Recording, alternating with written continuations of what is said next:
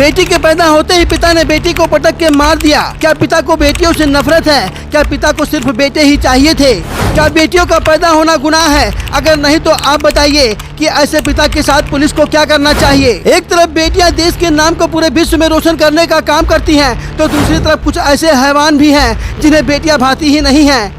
अगर गलती से उनके घर बेटियां पैदा हो जाती हैं तो उन्हें मार देने का वो काम करते हैं। ऐसा ही एक मामला पीलीभीत जिले के पूरनपुर कोतवाली क्षेत्र से सामने आया है, जहां पर एक पिता के द्वारा अपनी ही बेटी को जन्म लेते ही सिर्फ इसलिए पटक के मार दिया गया कि उसकी पत्नी को पहले भी 2 बेटियां थी और उसे बेटा चाहिए था।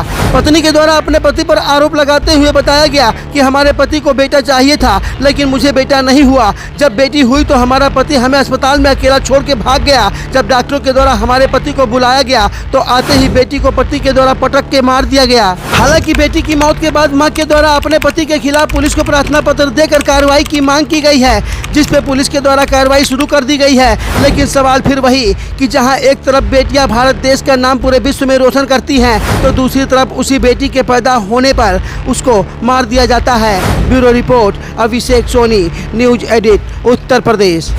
जी को गोद में दिया था, मैंने कहा लो आपकी लड़की है, ले जाओ। इन्होंने फेंक दिया, अब वो लड़की की मौत हो गई, चोट लगी हुई है उसके।